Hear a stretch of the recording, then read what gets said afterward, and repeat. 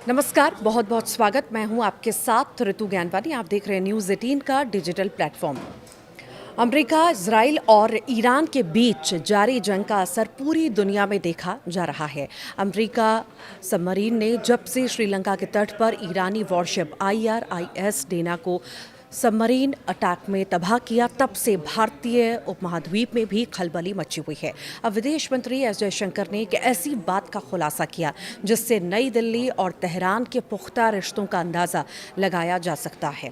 America और Israel ने जब से ईरान पर अटैक किया है, पूरी दुनिया मुसीबत में आ गई है। पेट्रोल, डीजल और LPG के सप्लाई चेन के बाधित होने से अफरा तफरी का आलम है। इन सब के बीच अमेरिका सबमरीन ने श्रीलंका के तट पर ईरानी वॉरशिप IRIS डेना को तबाह कर आग में घी डालने का काम किया है। इससे इंडियन ओशन यानी कि हिंद महासागर में सुरक्षा को लेकर गंभीर चिंता पैदा कर दी है। चौंकाने वाली बात यह है कि वेस्ट एशिया में जब तनाव बढ़ा तो ईरान के 3 वॉरशिप इस क्षेत्र में मौजूद थे।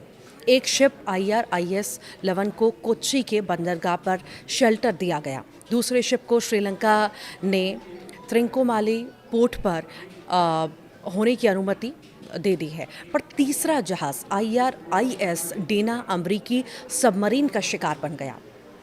विदेश मंत्री एस जयशंकर ने IRIS लवान के बचने की अनसुनी कहानी बताई। भारत के कदम से न केवल IRIS 11 अमेरिकी पनडुब्बी के संभावित हमले से बचा है, बल्कि उस पर सवार दर्जनों कैडेट की जान भी बच गई है।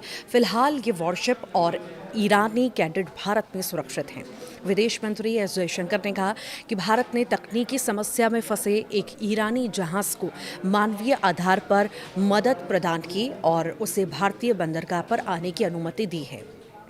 जयशंकर के अनुसार ईरान की ओर से भारत को संदेश मिला था कि उनका एक जहाज, जो उस समय भारतीय जल क्षेत्र के सबसे नज़दीक था, तकनीकी दिक्कतों का सामना कर रहा है और भारतीय बंदरगाह में आने की अनुमति चाहता है।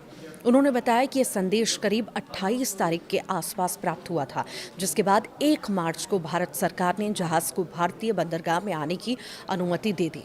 इसके कुछ दिनों बाद जहाज कोच्चि पोर्ट पहुंचा, जहां वो फिलहाल खड़ा है। विदेश मंत्री ने बताया कि जहाज पर कई युवा कैडेट भी सवार थे, जिन्हें सुरक्षित रूप से उतार लिया गया और उन्हें पास के एक सुरक्षित स्थान पर रखा गया है।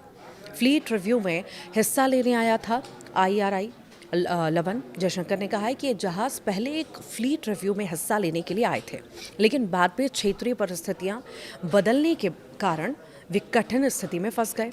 उन्होंने बताया कि एक और जहाज़ श्रीलंका पहुंच गया, जबकि दुर्भाग्यवश एक जहाज़ रास्ते में ही डूब गया। विदेश मंत्री ने कहा कि भारत ने पूरे मामले को मानवीय दृष्टिकोण से देखा और परिस्थितियों के अनुसार हर संभव सहायता प्रदान की है। विदेश मंत्री डॉक्टर एस जयशंकर ने कहा है कि पश्चिम एशिया और समुद्री क्षेत्रों में बढ़ते तनाव के बीच भारतीय नाविकों और मर्चेंट शिपिंग की सुरक्षा भारत के लिए सबसे बड़ी चिंता का विषय बन गई है। उन्होंने कहा कि दुनिया भर से संचालित होने वाले कई व्यापारिक जहाज़ों पर बड़ी संख्या में भारतीय काम करते हैं और ऐसे में किसी टैंकर या मालवाहक जहाज़ पर हमला होने की स्थिति में भारतीय नागरिकों के प्रभावित होने की आशंका बढ़ जाती है। जयशंकर ने बताया कि हाल के दिनों में जिन टैंकरों पर हमले हुए, उनमें से 2 जहाज़ों पर भारतीय नागरिकों की मौत भी हुई। उन्होंने कहा कि मर्चेंट मरीन में काम करने वाले भारतीयों की सुरक्षा को लेकर देश में और गंभीरता से चर्चा किए जाने की ज़रूरत है, क्योंकि ये केवल समुद्री व्यापार ही नहीं बल्कि भारतीय नागरिकों की सुरक्षा से जुड़ा मामला है। खाड़ी देशों में 90 लाख से 1 करोड़ भारतीय हैं। देखिए, विदेश मंत्री ने यह भी बताया कि खाड़ी क्षेत्रों में करीब 90 लाख से 1 करोड़ भारतीय रहते हैं और इसीलिए उनकी सुरक्षा, भलाई और हितों की रक्षा भारत की विदेश नीति तय करने में अहम भूमिका निभाती है। उन्होंने कहा कि यही कारण है कि पिछले 2 सालों से जब हूती विद्रोही जहाज़ों पर हमले कर रहे थे, तब भारत ने उत्तरी अरब सागर में अपनी नौसेना तैनात कर समुद्री सुरक्षा को मजबूत करने का कदम उठाया। आगे कहा कि भारत ने अमेरिका के नेतृत्व वाले ऑपरेशन प्रॉस्पेरिटी गार्जियर ने अलग रहते हुए भी अमेरिका और यूरोप क्षेत्रीय देशों की नौसेनाओं के साथ समन्वय बनाकर समुद्री मार्गों की सुरक्षा सुनिश्चित करने की दिशा में प्रयास जारी रखे हैं। उन्होंने जोर देकर कहा कि वैश्विक समुद्री व्यापार और भारतीय नाविकों की सुरक्षा भारत की प्राथमिकता बनी रहेगी। आप क्या सोचते हैं, ज़रूर बताइएगा।